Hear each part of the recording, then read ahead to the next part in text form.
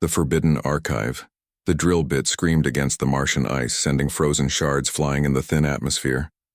Dr. Sarah Chen wiped frost from her visor and checked the depth readings on her scanner. 50 meters down and still drilling through solid ice that hadn't seen sunlight for millennia. The mining operation was supposed to be routine, extracting water for the growing Mars colonies. But Sarah's archaeological instincts told her something was different about this ice shelf. She had been studying ancient human settlements across the solar system for 15 years, but nothing had prepared her for what the deep scanners were showing. Beneath the natural ice lay something artificial, something that didn't belong in the geological record. The metal signatures were too pure, too organized to be natural formations. "Control, this is Chen." She spoke into her comm unit. "We've got anomalous readings at depth, requesting permission to extend the excavation." The response crackled through the static. "Negative, Dr. Chen. We're on a tight schedule here, water extraction only." Sarah looked at her readings again. The metallic structure was massive, stretching for kilometers beneath the ice. Whatever it was, it had been deliberately buried here, hidden away from the rest of humanity. She made a decision that would change everything. Working through the Martian night, Sarah used the mining equipment to carve a narrow access tunnel down to the structure. Her hands shook with excitement and cold as she broke through the final layer of ice and found herself staring at a sealed metal door. The door was marked with symbols she recognized as old Earth military designations, but the date stamped into the metal made her heart race. 2387, 200 years ago. The door opened to her biometric scan, somehow still recognizing human DNA after all these years. Inside, emergency lighting flickered to life, revealing a vast underground facility carved from the Martian bedrock. Sarah's breath fogged in the cold air as she walked through corridors lined with machinery she didn't recognize. Everything was covered in a thin layer of ice, preserved perfectly by the frigid temperatures. In the central chamber, she found the records, thousands of data files stored in quantum crystals, protected from time and the elements. As she accessed the first file, words appeared on her scanner that made her blood run cold. Project Helios, Stellar Manipulation Program, classified beyond top secret. The files told an incredible story. 2 centuries ago, as humanity first reached beyond the solar system, Earth scientists had discovered something terrifying. The galaxy was not empty. Ancient alien civilizations controlled vast territories, and they did not welcome newcomers. Faced with extinction, human scientists had turned to the most powerful force in the universe, the stars themselves. Project Helios had been humanity's desperate attempt to level the playing field. They had learned to harness stellar energy, to turn stars into weapons capable of destroying entire fleets.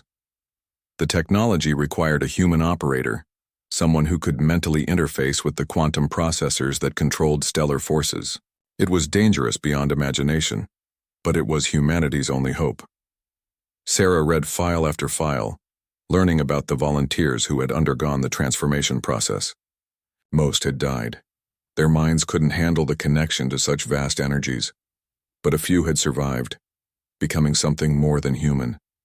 They could sense stars across light years, could feel the nuclear fires burning in distant suns. Then, she found the final records. The project had been shut down after a catastrophic test. One of the operators had lost control, nearly destroying a star and the planets around it. The few survivors had been placed in cryogenic suspension, hidden away until humanity could decide what to do with them. But the decision was never made. The facility had been buried and forgotten, its existence erased from all official records. Sarah walked deeper into the facility and found the cryogenic chambers. Most were empty, their occupants long dead from system failures. But one chamber still hummed with power, its indicators showing a viable life form inside. Through the frosted glass, she could see a man's face, peaceful in artificial sleep. The nameplate read, Commander David Cross, Project Helios Test Pilot. She stared at the chamber for long minutes, understanding the weight of her discovery. This man was potentially the most dangerous human who had ever lived, capable of wielding the power of stars. but he was also perhaps humanity's greatest hope for survival in a hostile galaxy. As Sarah reached for the revival controls, alarms began blaring throughout the facility. Her scanner showed multiple contacts approaching from orbit. Ships. Big ships. And they definitely weren't human. The first ship landed near the ice excavation site with barely a whisper. Sarah watched through the facility's external cameras as sleek alien figures emerged from the craft. They moved with purpose, heading directly for her tunnel entrance. Somehow they knew exactly where to look. More ships arrived, surrounding the site. These were clearly military vessels bristling with weapons and energy shields. Sarah counted at least 20 craft, representing multiple alien species she didn't recognize. Their arrival couldn't be a coincidence. They had been watching, waiting for someone to discover this place. The facility's communication systems came online as the aliens approached. A voice spoke in perfect English, cold and mechanical. "Human archaeologist, you will cease all activities immediately. You have stumbled upon technology that was forbidden centuries ago. Withdraw now and your life will be spared." Sarah found her voice. "Who are you? How do you know about this place?" "We are the Galactic Consortium. We have been monitoring your species since you first left your homeworld. We allowed you to expand to nearby systems because you posed no threat, but this facility contains weapons that could destabilize entire sectors. It must remain sealed." The truth hit Sarah like a physical blow. These aliens hadn't just been watching humanity. They had been controlling them, allowing human expansion, only as long as it remained harmless. The galaxy's major powers had decided humanity's fate centuries ago, and they had chosen containment. "We know about Project Helios," the alien voice continued. "We know about the star killers your species created. That is why this facility was buried. That is why its existence was erased from your records. Some secrets are too dangerous for young species to possess." Sarah looked at Commander Cross sleeping in his chamber. For 200 years he had been humanity's hidden ace, waiting for the day when his power might be needed. That day had come. She activated the revival sequence. The chamber began to warm, melting the ice that had formed on its surface. Monitoring systems came online, showing vital signs as Commander Cross began to wake from his centuries-long sleep. The process would take several minutes, time Sarah wasn't sure they had. The aliens had reached the tunnel entrance and were cutting through the metal door Sarah had sealed behind her. Their weapons sent sparks flying as they burned through the barrier. She could hear them talking in their own languages, urgent and concerned. Commander Cross's eyes opened slowly, confused and unfocused. The chamber's medical systems pumped stimulants into his bloodstream, bringing him back to full consciousness. He sat up gradually, his body stiff from centuries of suspended animation. Where am I?" he asked, his voice hoarse from disuse. "Mars," Sarah said quickly. "My name is Dr. Sarah Chen. You've been asleep for 200 years. We're in danger." David Cross looked around the chamber, memories slowly returning. "Project Helios. The test went wrong. I nearly destroyed Proxima Centauri." He looked at his hands, feeling something flowing through them like electricity. "The power is still there, I can feel it." The aliens broke through the entrance, their footsteps echoing in the corridors as they approached the central chamber. Sarah helped David to his feet, supporting him as he regained his balance. "They're here to stop us," she said. "They've been keeping humanity contained, afraid of what we might become." David closed his eyes and reached out with his enhanced senses. He could feel the alien ships above, their energy signatures bright against the darkness of space. But more than that, he could feel something else, something vast and burning hanging in the sky above Mars, the sun. Even from millions of kilometers away, he could sense its nuclear fires, feel the tremendous energies contained within it. The connection was stronger than it had been before his long sleep. 2 centuries of unconscious development had enhanced his abilities beyond their original design. The aliens entered the chamber, weapons raised. They were humanoid, but clearly not human, with pale skin and large black eyes. Their leader spoke in the same mechanical voice Sarah had heard over the communicator. "Commander Cross, we had hoped you would never wake. Your existence threatens the stability of this entire sector. David looked at the aliens, then at Sarah. How many of them are there? 20 ships, Sarah replied. Maybe more coming. David nodded slowly. That should be enough to send a message. He reached out with his mind, touching the sun's magnetic field. The star responded to his will, its surface beginning to churn with increased activity. Solar flares erupted from the sun's corona, sending streams of charged particles racing across the solar system at the speed of light. The effect on the alien ships was immediate.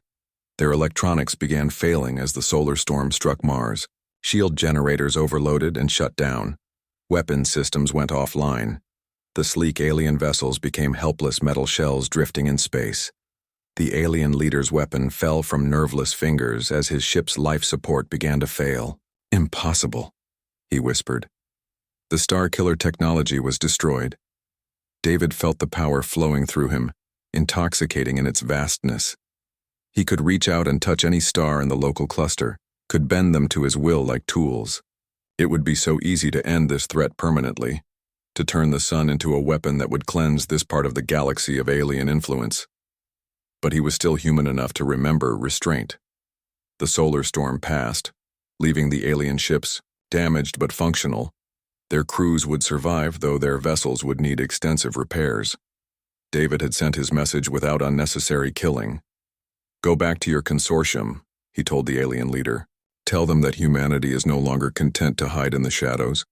Tell them the Star-Killers have awakened. As the alien ships limped away from Mars, Sarah stared at David with a mixture of awe and fear. She had awakened something that could reshape the balance of power in the galaxy. The question was whether humanity was ready for the consequences. In the depths of space, messages raced between alien worlds at faster than light speeds. The Galactic Consortium's greatest fear had come to pass.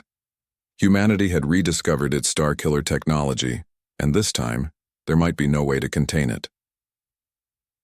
When suns become weapons, the emergency session of the Galactic Consortium convened on the neutral world of Kepler Station, a massive space habitat orbiting a dying red giant. Representatives from 50 species gathered in the Great Assembly Hall, their various forms of communication creating a cacophony of sounds, lights, and pheromone signals. At the center of the assembly, a holographic image showed the Sol system and the human colonies scattered across nearby star systems. High Counselor Zeftar of the Vegan Empire called the session to order. His crystalline form pulsed with agitated light as he addressed the assembly. Fellow beings, we face a crisis that threatens the stability of our entire galactic civilization. The humans have awakened their Star-Killer. A ripple of fear and anger passed through the assembled representatives. The Rigelian delegate, a being of living gas contained within a mechanical suit, spoke first. We should have acted decisively when we first discovered Project Helios. Now we face the consequences of our restraint. Admiral Ketnox of the Centauri Defense Force, a militaristic species that resembled armored insects, clicked his mandibles in agreement. My scouts report that the human's demonstration at Mars was merely a fraction of his potential power. Our xenobiologists estimate he could potentially influence stars within a 50 light-year radius. The implications were staggering. In that sphere of influence lay hundreds of inhabited systems, billions of lives that could be snuffed out if a single human lost control of his abilities. The technology that had once nearly destroyed Proxima Centauri was now in the hands of a species the consortium had never fully trusted. High Counselor Zeftar pulsed with decision. We will offer the humans one final chance. They will surrender. Commander Cross and all stellar manipulation research to consortium custody. If they refuse, we will have no choice but to consider them a galactic threat requiring immediate neutralization. The vote was unanimous. On Earth, President Maria Santos sat in the crisis room, deep beneath the Global Defense Headquarters in Geneva. Around the table sat the leaders of humanity's military, scientific, and political establishments. The weight of the decision before them was crushing. General Harrison Webb, Earth's top military commander, spoke first. We've run every simulation. If we fight the consortium with conventional weapons, we lose. Their technology is centuries ahead of ours. Our only advantage is Commander Cross and his abilities. Dr. Elena Vasquez, Earth's chief scientist, shook her head. David's power is growing beyond all predictions. Each time he uses it, the neural pathways in his brain become more adapted to handling stellar energies. But we don't know what the long-term effects will be. He could lose his humanity entirely. President Santos looked at the tactical displays showing consortium fleets massing at the edge of human space. Over 300 warships from a dozen species, all aimed at humanity's heart. What does Commander Cross say? David Cross sat at the far end of the table, his appearance unchanged from his awakening on Mars, but his eyes now holding depths that seemed to reflect starlight. When he spoke, his voice carried harmonics that hadn't been there before, as if it resonated with cosmic forces. They're afraid, he said simply. I can feel their fear across the light years. They've built their entire civilization on the assumption that they control the galaxy's power structures. The idea that a young species like humanity could threaten that control terrifies them. Can we win? President Santos asked directly. David was quiet for a long moment, his consciousness touching distant stars, feeling the vast energies at his disposal. I could end this war in minutes. I could reach out to every star in consortium space and make them flare simultaneously. Their fleets would be crippled, their worlds would face decades of climate disruption, but millions would die. The room fell silent. The power David described was godlike in its scope, the ability to affect entire civilizations with a thought. It was exactly what the consortium feared most. There has to be another way, Dr. Vasquez said. Some way to prove we're not the monsters they think we are. General Webb stood up, his face grim. The consortium fleet will be here in 72 hours. Whatever we decide, we need to decide now. President Santos looked around the table at the people who would determine humanity's future. We vote. Do we surrender Commander Cross to the consortium and hope they honor their promise to leave us alone? Or do we fight for our freedom, whatever the cost? The vote was closer than expected, but the result was clear. Humanity would not submit to alien control. They would fight. The first battle took place in the asteroid belt between Mars and Jupiter. The consortium fleet dropped out of hyperspace in perfect formation, their ships gleaming in the distant sunlight. Admiral Ketnox commanded from his flagship, confident that superior numbers and technology would quickly end human resistance. The human fleet was pitifully small by comparison. 30 ships, most of them converted civilian vessels equipped with whatever weapons Earth's factories could produce in 3 days.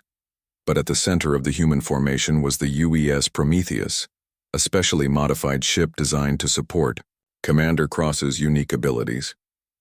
David stood in the Prometheus's observation dome, his consciousness already reaching out to touch the sun's magnetic field. He could feel the solar wind carrying charged particles throughout the system, could sense the delicate balance of forces that kept the star stable. It would be so easy to disrupt that balance, to turn the sun into a weapon of unimaginable power. But first he tried diplomacy. Admiral Ketnox, he transmitted to the consortium flagship. You don't have to do this. Humanity wants to coexist peacefully with the other species of the galaxy. We're not your enemies. The reply came back cold and mechanical.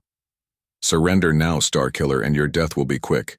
Continue to resist, and we will cleanse this entire system of human contamination. David sighed, feeling something human die inside him. So be it. He reached out to a small yellow star 20 light-years away, one that had no inhabited planets in its system. With careful precision, he destabilized a small portion of its surface, creating a massive solar flare, aimed directly at the consortium fleet. The stellar energy would take minutes to reach them, traveling at light speed, but when it arrived, it would be devastating. Admiral Ketnox saw the energy wave coming on his sensors and ordered evasive maneuvers, but there was nowhere to run. The solar storm struck his fleet like the fist of an angry god. Shields overloaded and failed. Electronic systems burned out. Dozens of ships found themselves drifting helpless in space.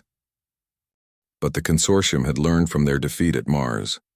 The remaining ships had been hardened against stellar interference, their systems protected by quantum shielding that could withstand massive electromagnetic pulses. They pressed their attack, weapons blazing. The human fleet fought bravely but hopelessly. Their ships were outgunned and outnumbered. One by one, they fell to consortium fire. The destroyer, UES Courage, exploded in a ball of flame. The cruiser UES Defiance broke, apart under particle beam assault. Within minutes, only the Prometheus remained. David felt every human death like a physical blow. These people had died for him, for the principle that humanity should be free to choose its own destiny. Their sacrifice would not be meaningless. He reached out to the sun itself, the massive fusion reactor at the heart of Earth's solar system. For a moment he hesitated. What he was about to do would change everything. There would be no going back.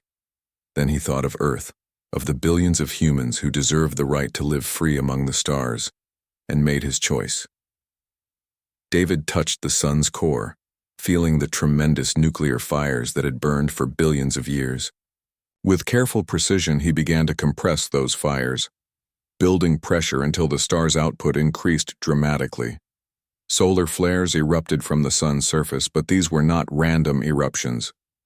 David guided each one, shaping them into coherent beams of energy that lanced across space with pinpoint accuracy. The effect on the consortium fleet was catastrophic. Ships that had survived the first solar storm found themselves targeted by beams of stellar fire. Their quantum shielding, designed to disperse energy over a wide area, couldn't handle the focused intensity of David's attack. Hull plating vaporized. Crews died instantly as their ships were turned into expanding clouds of superheated gas.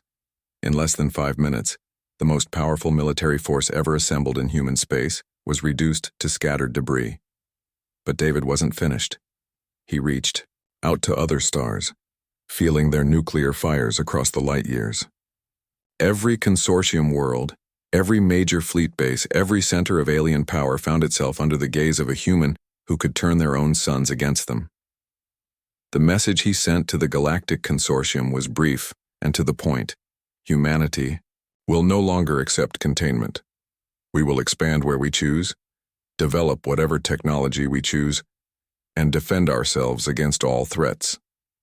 Any species that attempts to limit our freedom will face the consequences. The age of human subjugation is over. Across the galaxy, alien civilizations looked up at their stars with new fear. The cosmic forces they had always taken for granted were now under the control of a species they had underestimated. The balance of power had shifted permanently, but victory came at a price David was only beginning to understand.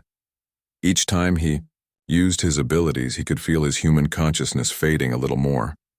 The vast energies he controlled were changing him at a fundamental level, transforming him into something beyond human comprehension. Standing in the observation dome of the Prometheus, surrounded by the debris of the consortium fleet, David Cross made a final decision. He would use his remaining humanity to create something that would protect his species forever, a barrier of stellar energy that would make human space inviolate. Working with delicate precision, he reached out to dozens of stars surrounding human territory. Instead of destabilizing them, he synchronized their magnetic fields, creating a network of connected stellar forces. Any hostile fleet attempting to enter human space would find itself facing the combined power of multiple stars. Effort nearly killed him.